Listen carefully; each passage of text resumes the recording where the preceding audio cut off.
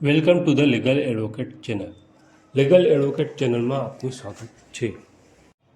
નમસ્કાર મિત્રો, આજના વિડીયોમાં આપણે જોઈશું આપણી વિડીયોમાં આવેલ કમેન્ટ વિશે, જેમાં ખેતી કરતા હોય અને ખેડૂત હોય તેમજ ગીરોદારના વારસદાર તરીકે શું કરી શકાય તથા દસ્તાવેજની નોંધ ના પડતી હોય અને બિન ખેડૂતે ખરીદ કરેલ જમીન ખેડૂતને પરત મળી શકે કે નહીં તે આપણે આજે જોઈએ. તો આપણને ભૂમિકા પંચાલ બેન તરફથી એક પ્રશ્ન પૂછવામાં આવે છે કે 1956થી સળંગ ખેતી કરતા અને હાલમાં પણ ખેતી કરીએ છીએ અને ખેડૂત ખેતરમાં રહી ખેતી કરવા માટે મકાન બનાવેલ છે. તો એના માટે આપણે જોઈએ તો 1956થી સતત ખેતી અને મકાન હોવાથી કબજો મજબૂત બને છે, પરંતુ એનો ગીરોદારના વારસ છે, તેથી તે જમીન માલિકીની નથી. જો ગીરો છોડાવવો ના હોય તો જમીન મુક્ત કરાવવા કાનૂની કાર્યવાહી કરવી જોઈએ. એ સિવાય મામલતદાર સમક્ષ જમીનના પ્રકાર એટલે કે જૂની શરત કે નવી શરત મુજબની જે જમીન હોય તે મુજબ ગીરો મુક્તિ માટેની અરજી કરવી જોઈએ અને કાયદેસરનો હક મેળવવા માટે ગીરો મુક્તિનો દાવો કોર્ટમાં કરવો જોઈએ. તથા ખેતરમાં રહી અને ખેતી કરવા માટે મકાન બનાવેલ છે, જેથી એમના નામે લાઇટ બિલ અથવા ટેક્સ બિલ આવતું હોઈ શકે.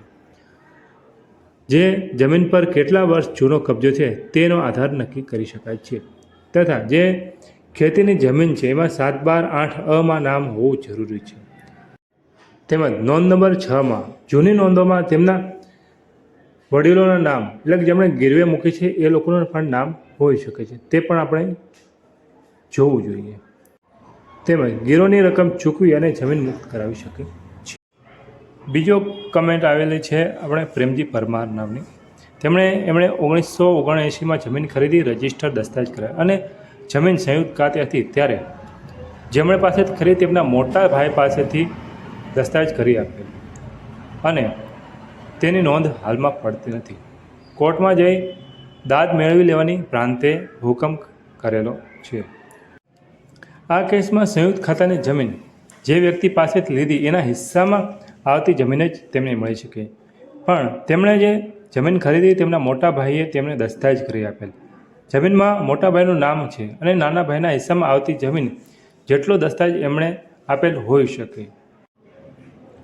આ જમીન તમને દસ્તાવેજથી આપેલ, જેથી નાના ભાઈ અથવા મોટા ભાઈના વારસોએ તેમાં વાંધો પણ લઈ લીધો હોઈ શકે, જેથી સંયુક્ત ખાતાની જમીનમાં ઘણીવાર વાંધો લેવાના કારણે નોંધ પડતી નથી.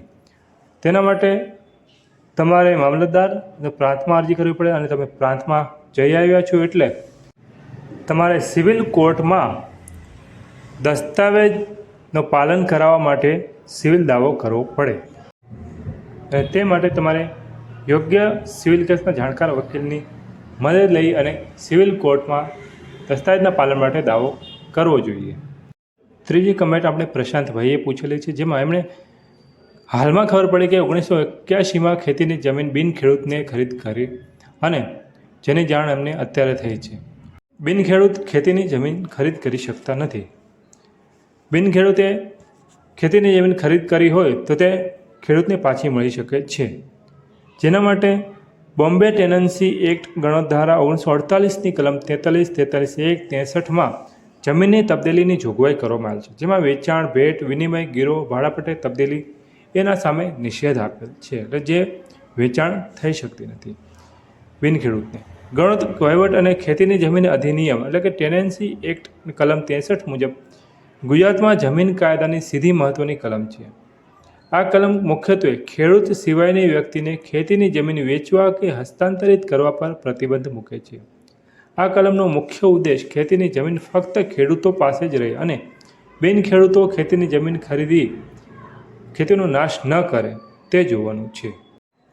કલમ 63 મુજબ અમુક વ્યક્તિને ખેતીની જમીન વેચી શકાતી નથી, બક્ષિસ આપી શકાતી નથી કે ગીરું મૂકી શકાતી નથી કે પટ્ટે પણ આપી શકાતી નથી.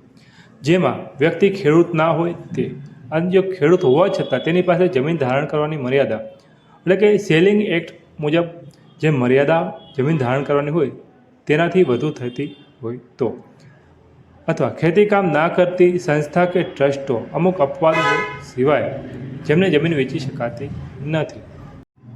જમીન બિનખેડૂતને વેચાણ આપી દીધેલ હોય અને તે પરત મેળવવી હોય તો મામલતદારમાં અરજી કરવી પડે. મામલતદાર તે અરજી ના સાંભળે તો પ્રાંતમાં અરજી અને પ્રાંતમાં ના સાંભળે તો કલેક્ટરમાં અરજી કરવી પડે. અને કલેક્ટર પર તમારી અરજી ના સાંભળે તો કોર્ટમાં દાવો દાખલ કરવો જોઈએ. તમારા કેસમાં આ જે જમીન છે તેના બિનખેડૂતે ખરીદી તેના 45 વર્ષ થઈ ચૂક્યા, જેથી આ કેસમાં લિમિટેશન એક્ટનો પણ બાદ મળે છે. જમીન ઘણા લાંબા સમયના લડત પછી કોર્ટના દાવા પછી તમે પાછી મેળવી શકો છો. 45 વર્ષ થઈ ચૂક્યા હોવાના કારણે લિમિટેશન એક્ટના બાદના કારણે તમારો કેસ ઘણીવાર નીકળી પણ શકે છે, પણ લાંબા સમય સુધી લડત આપતા જીતવાની શક્યતા રહેલી છે. આપણે કાયદાને લગતા આવા જ વિડીયો લાવતા રહીશું અને તમને કોઈ પ્રશ્ન હોય તો કમેન્ટમાં જણાવી શકો છો. અમુક કમેન્ટમાં જવાબ જો શક્ય હશે તો કમેન્ટમાં જણાવી આપવામાં આવશે, તેમજ જો તેના ઉપર વિડીયો બનાવવાની જરૂર હશે તો આપણે વિડીયો બનાવીને